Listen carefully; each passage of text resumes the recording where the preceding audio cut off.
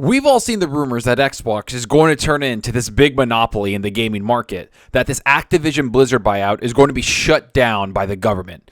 Even with all of that, we have Microsoft CEOs shutting down a lot of the critics, but also Phil Spencer talking about the weight of buying such a big publisher and what Microsoft expects for the future.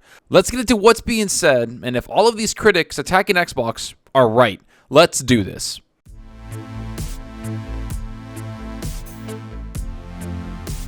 Hey, what's up everyone? Thanks for stopping by and checking out the video. Remember to hit that subscribe button and that like button. The support is greatly appreciated. And if you want to be notified on future content, hit that small little bell icon. And if you want to go that extra mile to support the channel, hit that join button.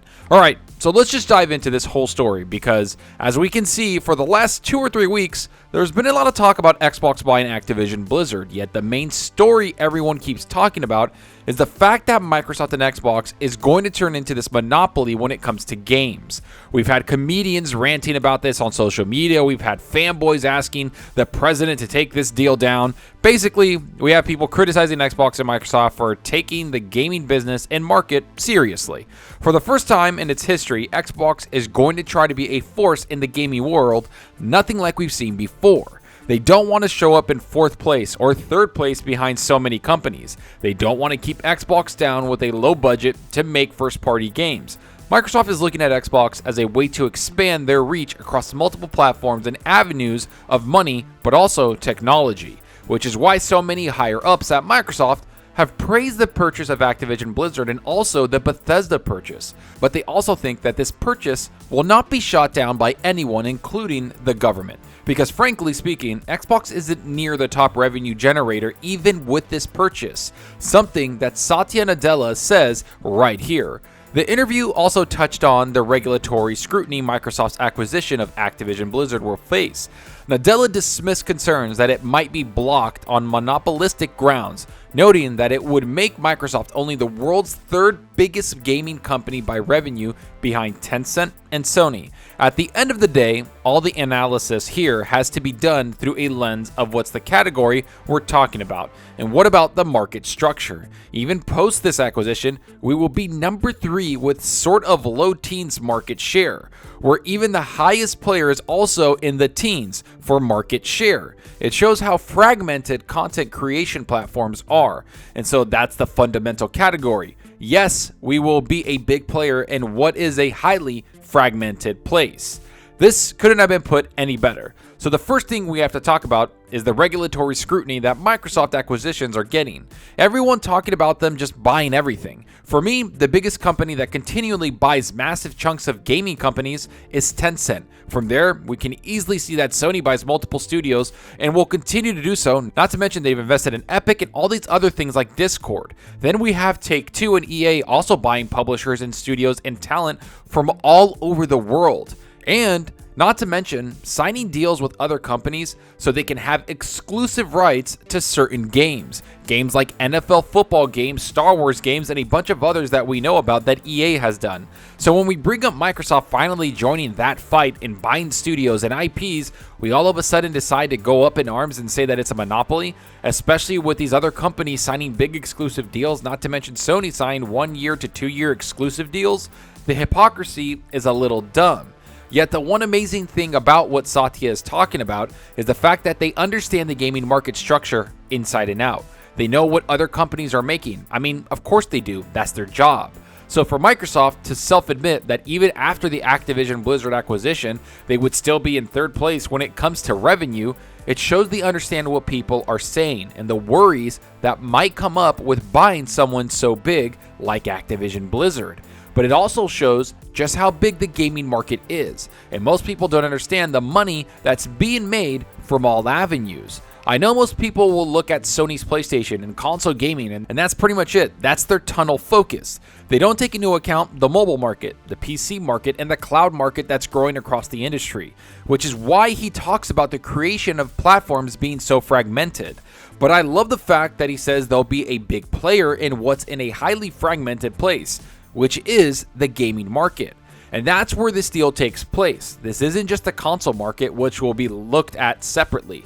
This deal doesn't just affect console, PC, or cloud gaming. It also affects the mobile market and the big studio in King who owns Candy Crush, among other big mobile games. Oh, and even Blizzard is a part of the mobile market with Hearthstone and other mobile games they're working on. So yes, the market is fragmented, and they won't look at this as a full-on gaming market standpoint. They'll look at it at what markets it affects across the industry and technology. Oh, and let's not forget, this has all started because of the ZeniMax acquisition that we saw, and it's something that Phil Spencer talks about right here.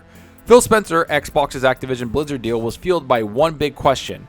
Microsoft's planned $68.7 billion acquisition of Activision Blizzard is a massive undertaking like nothing we've seen thus far in the gaming industry, and it certainly wasn't a decision the company came to overnight. In fact, discussion of Microsoft's internally seems to have begun as far back as when the board gave approval to acquire ZeniMax, at which point they asked Phil Spencer a critical question: what's next? So do you remember when people said that Elder Scrolls and Fallout and all of those huge IPs that Bethesda has would have to be on PlayStation for Xbox to make their money back of that $7.5 billion acquisition? Isn't it funny that as those people were basically saying things just to hear themselves talk, Microsoft and all the people that want Xbox to grow signed the deal and asked one question: what's next?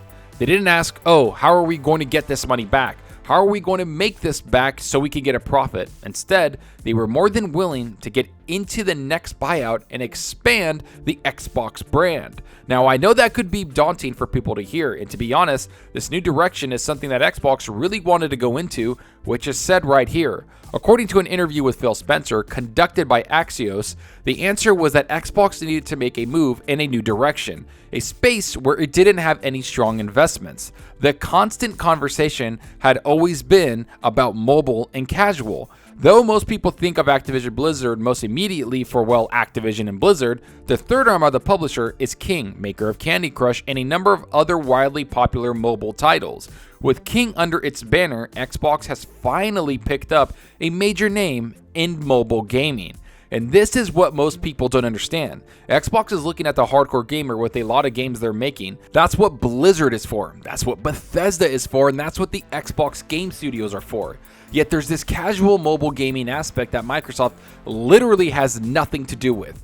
That's the problem they had coming into 2022 and the big problem they had with wanting to reach that 3 billion gamers mark. Because we have to agree, the biggest thing that Xbox wants to do is get on as many platforms and reach as many users as possible, which is what they are trying to do and what they explain right here. In that regard, the acquisition is well in keeping with Xbox's philosophy of recent years: to be on as many platforms as possible and to reach as many users as possible. As Spencer told Axios, he is currently focused on raising player counts for Microsoft games and will consider the Activision Blizzard deal as a success if it allows him to do that. The longest goal for us is, do creators on our platform feel like they have the best opportunity to reach the maximum number of players with the maximum creative diversity that they need, he said. This is something I don't think people are paying attention to. It's the fact that Xbox does have a philosophy, and it is to reach multiple platforms and multiple gamers. Yet the one that has me excited for this purchase is that they give creative freedom to all of their developers. Something we can admit wasn't always there before 2015 at Xbox, before the changing of the guard at the company. Since Phil Spencer and Microsoft started taking Xbox and gaming extremely serious, the talent on hand has been given everything they need to make the games that they want to make. And that's exactly what's going to happen with Activision and the multiple AAA studios over there.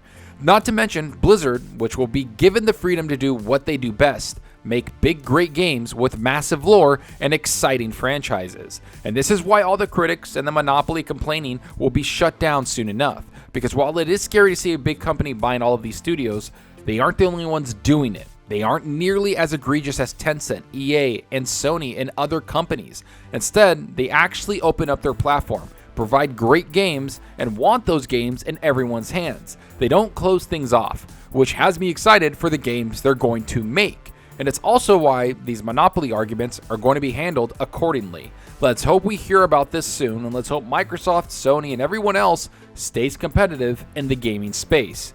But enough of what I think about all this. Tell me what you think about this. Is Xbox a monopoly now? Does Xbox have games all of a sudden? Were some of these arguments stupid, or does it have merit? What would it make Xbox a monopoly in your eyes? Could they buy more studios and get away with it? Is Sony close to being a monopoly if they buy more studios after getting Bungie, not to mention the 6 to 7 studios they bought last year? Go down below and let me know. And I hope you enjoyed the video, and if you did, please hit that subscribe button and that like button to support us at the channel more than you know. And give me a follow on Twitter at Zalker87. I'm always on there talking games and sharing my latest videos. Plus, I love interacting with everyone there, so get on Twitter and let's talk about gaming. Also, follow me on Xbox Live. My gamertag is Zalker87, just like my channel name. See what games I'm playing, and let's compete in achievements for the month. So right now, since the weekend, I have done nothing but play Dying Light 2. Now, I do have to admit, the game is pretty fun. It runs well, but I have to say the story is a little weak. There are some things that are making it come apart at the seams, and I do enjoy it, but I think it could have done a little better. It could probably use a couple patches, and I think the writing is just abysmal. But the one thing that shines through is the gameplay. I'm having a lot of fun with the gameplay, and if I didn't play this in co-op, I would not like it. But since I am playing it with a buddy or a couple buddies, it's really fun. Taking out zombies, taking out camps, going to go grab stuff to upgrade your guy. It does become a little addicting, and it's a lot of fun, but at the end of the day, it's the co-op that shines through, and that's what's making this game a lot more fun than it really is. But let me know where you're playing. Are you waiting for something to come out? I'm waiting for Dawn of the Ragnarok for Assassin's Creed. I'm probably going to jump into Valhalla and kind of work my way through that game. I want to beat it before Dawn of Ragnarok comes out because I'm really looking forward to that expansion. But let me know where you're playing. Are you going to be playing something on your Series X, your PS5, or are you going to be playing on your PC? Let me know down below because that's what we're here for, is to talk games. And that's all for now. Thanks for watching, and until next time, remember, enjoy your gaming. Later.